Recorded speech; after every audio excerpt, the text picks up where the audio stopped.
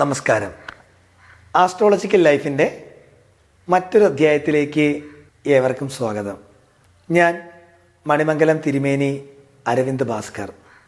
അപ്പോൾ നമ്മൾ കഴിഞ്ഞ വീഡിയോയിൽ ഞായറാഴ്ച ജനിച്ചവരെ പറ്റിയാണ് പറഞ്ഞത്.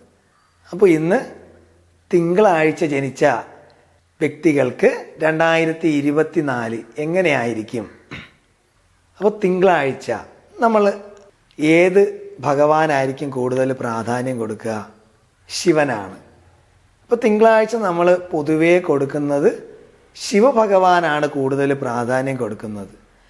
പക്ഷേ നമ്മൾ നവഗ്രഹങ്ങളിലെ ഗ്രഹത്തിൻ്റെ സ്ഥാനം നോക്കുമ്പോൾ ചന്ദ്രനാണ് തിങ്കളാഴ്ചത്തെ ഗ്രഹമായിട്ട് വരുന്നത്. അപ്പം ചന്ദ്രഗ്രഹത്തിൻ്റെ ദേവത എന്ന് പറയുമ്പോൾ ദേവീ സങ്കല്പത്തിൽ ദുർഗാദേവി എടുക്കുന്നവരുണ്ട്, കാളി സങ്കല്പത്തിൽ എടുക്കുന്നവരുണ്ട്, അല്ലെങ്കിൽ രക്തേശ്വരിയൊക്കെ എടുക്കുന്ന ഒരുപാട് പേരുണ്ട്. അപ്പോൾ നമ്മൾ കോമൺ ആയിട്ട് ക്ഷേത്രങ്ങളിൽ പോകുമ്പോൾ ശിവഭഗവാനെയാണ് കൂടുതൽ എടുക്കുന്നത്. അല്ലെങ്കിൽ തിങ്കളാഴ്ച ദിവസം ജനിച്ച വ്യക്തികൾ കൂടുതലും ശിവഭക്തരായിരിക്കാനാണ് സാധ്യത കൂടുതൽ. അവർക്ക് മനസ്സിന് വലിയ വലിപ്പമൊന്നും കാണത്തില്ല. ചെറിയ ചെറിയ കാര്യങ്ങൾ മതി അവർക്ക്. നിസ്സാരമായിട്ടുള്ള പ്രശ്നങ്ങൾ പോലും അവർ ഭയങ്കര പ്രശ്നങ്ങളാക്കി വയ്ക്കുന്ന വ്യക്തികളാണ്. ഇതേ സ്വഭാവം 2024 ഉണ്ടാവാം. ഈ സാമ്പത്തികമായിട്ടൊക്കെ നമ്മൾ കുടുംബത്തിൽ എന്തെങ്കിലുമൊക്കെ പിരിമുറുക്കങ്ങൾ സംഭവിക്കുമ്പോൾ നമ്മൾ പെട്ടെന്ന് തകർന്നു പോകുന്ന ഒരവസ്ഥ വരാം. എന്നാലും ആ ശിവഭക്തന്മാരാവുന്നത് കൊണ്ട് നമുക്ക് കുറച്ചുകൂടെ ധൈര്യം തിങ്കളാഴ്ച ജനിച്ചവർക്കുണ്ടാകും. അവരുടെ പേടിയൊന്നും അങ്ങനെ പുറത്ത് കാണിക്കാറില്ല. എല്ലാം ധൈര്യം സംഭരിച്ചൊക്കെ നിൽക്കും. അപ്പം നമ്മൾ കൂടുതലും ശിവഭഗവാനെ തിങ്കളാഴ്ച പ്രീതിപ്പെടുത്തുന്നത് വളരെ ഉത്തമമാണ്. ദുർഗാദേവി അല്ലെങ്കിൽ പാർവതി ദേവിക്കൊക്കെ തിങ്കളാഴ്ച നമുക്ക് പ്രാധാന്യം കൊടുക്കാം.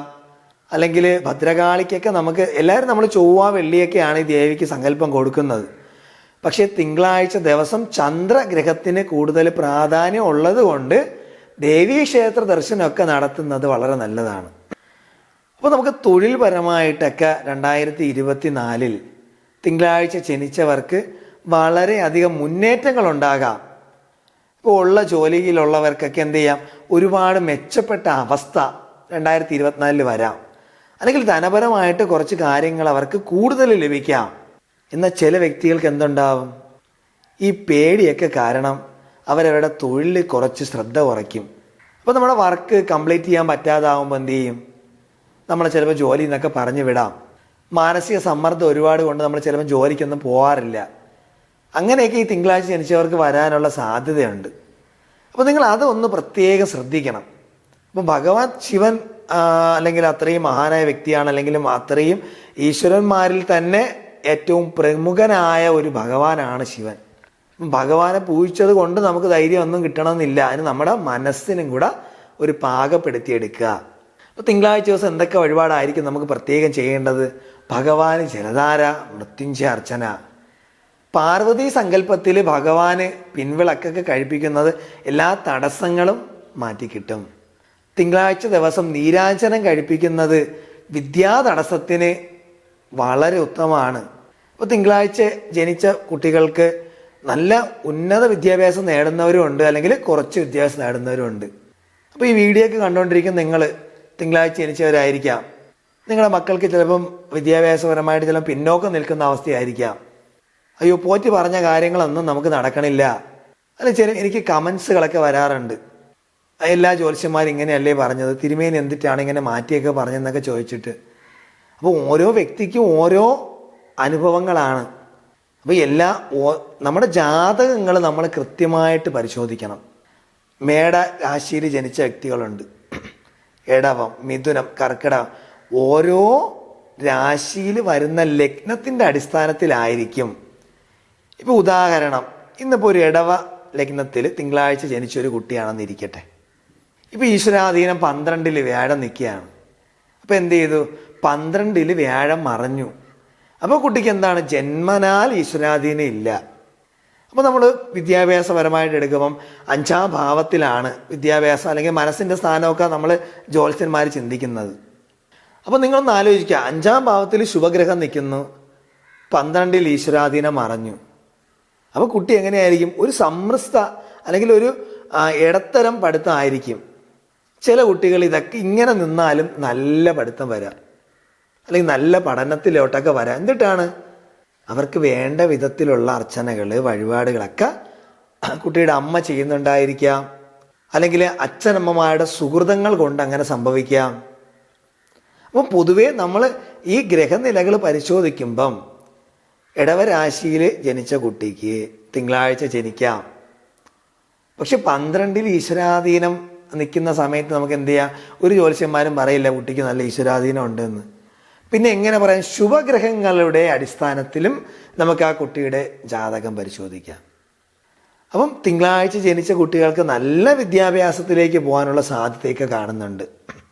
അപ്പോൾ രാഹുകാലത്താണ് ഒരു കുട്ടി ജനിച്ചത്. അപ്പോൾ അയ്യോ ഞാൻ രാഹുകാലത്ത്, അങ്ങനെ നിങ്ങൾ പ്രതീക്ഷിക്കുകയോ അങ്ങനെ ഒരു അശുഭമായിട്ടുള്ള ഒരു കാര്യങ്ങളും നിങ്ങൾ ചിന്തിക്കേണ്ട.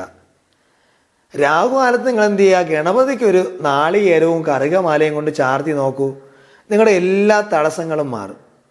നിങ്ങളുടെ വിദേശ യാത്രയൊക്കെ വളരെ ഭംഗിയായിട്ട് നടക്കും. ഇപ്പം ഒരുപാട് പേർക്ക് വിദേശത്ത് പോയി ജോലി ചെയ്യണമെന്ന് ആഗ്രഹമുള്ളവരുണ്ട്. മുമ്പ് നടക്കാത്തവർക്ക് 2024 തീർച്ചയായും നടക്കും, തിങ്കളാഴ്ച ജനിച്ചവർക്ക്. പക്ഷെ നമുക്ക് എന്ത് ചെയ്യണം? ജാതകവശാലുള്ള ഗ്രഹങ്ങളും കൂടെ നമുക്ക് യോഗം ചെയ്ത് നിൽക്കണം. കുടുംബപരമായിട്ട് നമ്മൾ ചിന്തിക്കാം. തിങ്കളാഴ്ച ശിവന് പ്രാധാന്യമുള്ള ദിവസമാണ്. അപ്പോൾ നമ്മൾ നല്ല ഒരു പ്രണയം ആരുടെയാണെന്ന് ചോദിച്ചാൽ പറയാൻ പറ്റുന്നത് മഹാദേവൻ്റെതാണ്. അപ്പോൾ കുടുംബജീവിതം വളരെ മനോഹരമായിരിക്കും, അല്ലെങ്കിൽ കുടുംബജീവിതം വളരെ ഉന്നതിയിലെത്തുന്ന കുടുംബജീവിതം ആയിരിക്കും തിങ്കളാഴ്ച ജനിച്ചവർക്ക്.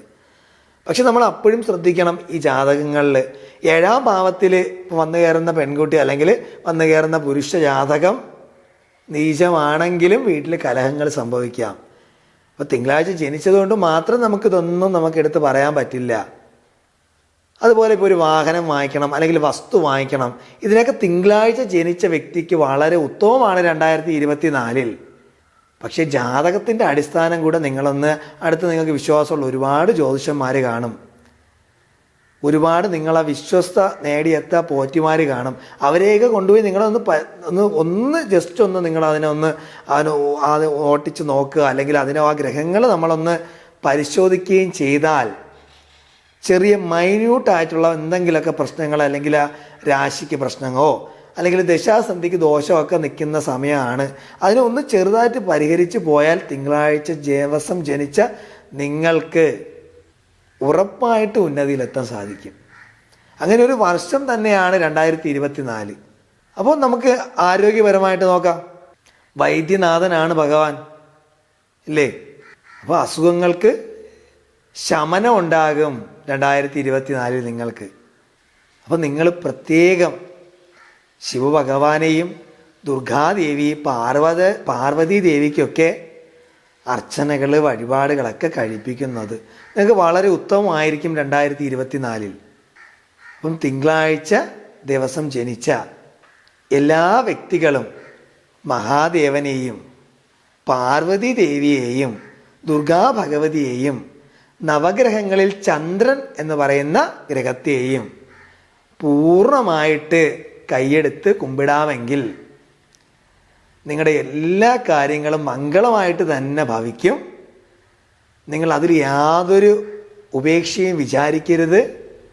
അല്ല ഞാൻ ഇത്രയൊക്കെ ചെയ്തിട്ട് എനിക്കൊന്നും കിട്ടിയില്ലല്ലോ എന്ന് നിങ്ങൾ പ്രാർത്ഥിക്കരുത്. നിങ്ങളങ്ങനെ സങ്കടപ്പെടുകയേ വേണ്ട. നിങ്ങളുടെ മനസ്സിൻ്റെ ഉദ്ദേശശുദ്ധി നല്ലതാണ് എങ്കിൽ തീർച്ചയായും അതിന് ഫലം ഉണ്ടാകും. അപ്പോൾ എല്ലാ തിങ്കളാഴ്ച ജനിച്ച വ്യക്തികൾക്കും 2024 ഐശ്വര്യവും അഭിവൃദ്ധിയും ഉണ്ടാകട്ടെ എന്ന് പ്രാർത്ഥിച്ചുകൊണ്ട് ഞാൻ നിർത്തുന്നു. നന്ദി, നമസ്കാരം.